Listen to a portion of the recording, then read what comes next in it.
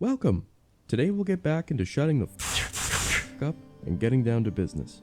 This is Quicken the Silence. I hope you've all been doing well. Today bears the topic of allies, but anything aside from our select adventuring party themselves. Hunting dogs, imp familiars, and other companions of various compositions are what's been on the mind of a good friend of mine. Not one who's available for a sit-down sadly, but before he ventured off into uncharted lands, he suggested this concept for today. So, if you're watching this, T, thank you for your suggestion. Keep on fighting, big guy. We shall discuss the basic concepts alongside the pros and cons of companions or familiars, some of which might be an easy guess, but important to mention nonetheless. We'll also touch on how to make the best of our followers, and how to make that process as compact and easy on everyone as possible. When it comes to the companion mechanics such as class features or otherwise, the Beastmaster Ranger's companion or various summon spells can give us access to another creature, or their spirit at least, that can act either on your turn or independently. Every companion's a little different. That's another body that can act on your behalf, which can be very useful to help close gaps or create opportunities in or out of combat.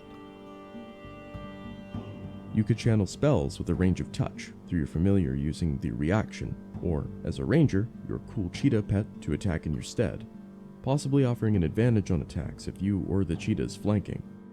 Ultimately, it can open up the desire for certain positions taken in combat. Phrasing.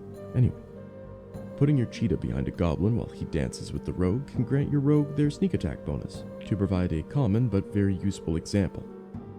There may be certain situations where they prove to be inconvenient, however. Summon spells often require expensive or rare material components to cast. Companions can also perish in unfortunate circumstances and might require time or resources, like the time to tame a new animal in the case of a typical Beastmaster Ranger, to replace that missing asset. To top things off, having another creature with you means that you'll need to keep track of another stat sheet aside from your own. It's more words and more page flipping or document opening. Which isn't a nightmare by any means, but if you have a familiar, there's paperwork. If you have a very extensive or complex ability or spell, there's paperwork. Heck, there's a lot of flavored text, and I'm not saying it shouldn't be there, but the words get really small on my PDF files when the description reads something like the prologue section of a novel. If you're a smart cookie, you put the brief description in your own words as accurate to the wording of the ability as possible, and you call it a day. It takes a little time, but it saves you much more in the end. With those key points in mind, what can we do as D&D enthusiasts to optimize our followers in the most meaningful areas we can? First of all, in my opinion, keeping things as brief as possible on the sheet. The quicker it is to read and understand all of the creature's abilities, the better it is for the flow of the game. I don't need to know which plane of existence the sorcerer channels energy from. I need to know what the spell does. When it comes to the name and the description of the spell, I can just flavor it myself or refer to the original spell description. If it's the same mechanics, the style it manifests in other words, the flavor or the theme of the spell, doesn't have to exactly be how the book describes it, within reason. To get back on track, our second point of optimization is initiative style. Some followers share your initiative, others you roll for it independently.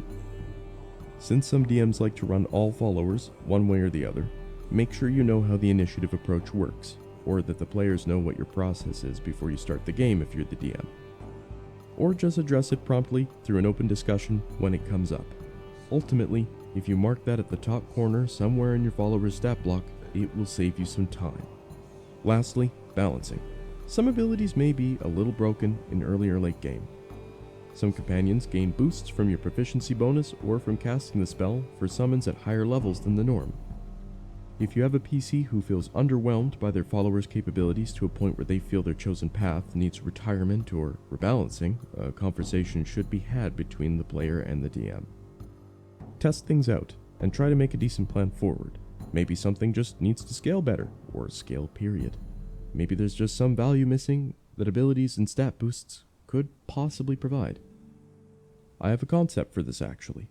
So there's a reason that this month in particular, I have posted Quicken the Silence before I've posted the next episode of the Quiet Palace podcast.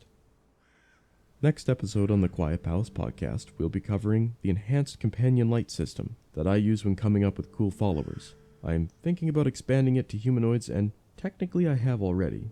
I covered that in episode 2 of season 1 of the Quiet Palace podcast. Speaking of humanoids, a quick note here.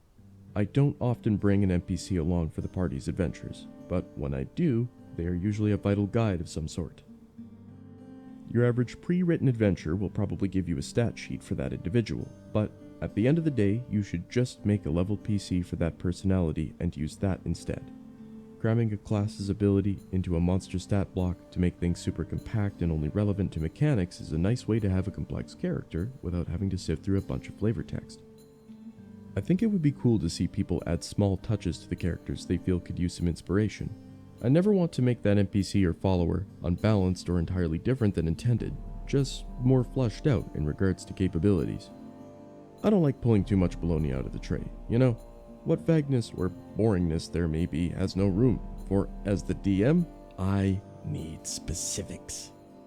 With that being said, I hope you enjoyed today's episode. That was it. Followers, good? Bad? I mean, you typically have 4 to 6 players, so it adds a lot of duration to the game. More turns, more actions, just extra fluff, really. But I find if someone wants to summon something because they're wondering if it's more valuable to have the extra help instead of perhaps a more instantaneous effect, they usually go for the summon. It depends on the context and the players, but that's just across the board, or rather what I noticed during the average session. I treat them like the spell they are, same with all other forms of companions.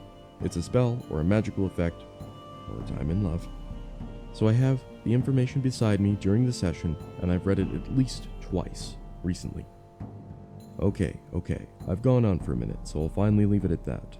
Have a wonderful composition of inhales and exhales that feed the flame that is your marvelous existence. And if the sky is gray, but the breeze is gentle, the quiet palace shall be nearby.